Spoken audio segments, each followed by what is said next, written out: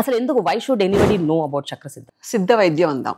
చక్రసిద్ధ అనేది మనం పెట్టిన దానికి పేరు. ఓకే. సో సిద్ధ వైద్యం అంటే కంప్లీట్నెస్, ఇన్ అండ్ అవుట్ తెలుసుకోవడం. పూర్వం ఇది ఒక ఆధారభూతమైన, అవసరమైన, నిత్యకృత్యమైన భాండారం లాంటిది. ఈ వైమానిక శాస్త్రం అంటారు, లేకపోతే విలు శాస్త్రం అంటారు. ఇలా కళల్లో ఎన్నైతే 64 కళల్లో 64 విలు విద్యలు ఎలా అయితే ఉన్నాయో అలాగా శరీరంతో ఏం చేయొచ్చు, శరీరం ద్వారా ఏం చేయొచ్చు, ఇవి తెలుసుకునే ప్రయత్నం, ఇవి తెలుసుకునే ఒక పూర్ణత్వం ఈ సిద్ధ వైద్యంలో ఉంటుంది.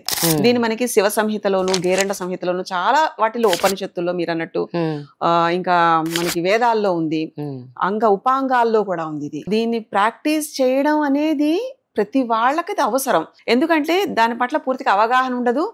తెలుసుకున్న అక్కడ కొంత ఇన్ఫర్మేషన్ తోటి, మిడిమిడి జ్ఞానంతో మనం బతికేస్తూ ఉంటాం. బట్ నిజంగా లైఫ్ కి, జీవానికి, జీవుడికి కావాల్సినది ఏంటి, ఆ పరవిద్యకి ఎలా ఉంటుంది అంటే, మనస్సు, శరీరము అంటే మెదడు, శరీరం, వీటితోటి ఉన్న అవయవలతో కూడి ఉన్న శరీరంతో ఏం సాధించడానికి మానవ జన్మ తీసుకోవడం జరిగింది అన్నదానికి సిద్ధశాస్త్రం అనేది సమాధానం చెప్తుంది.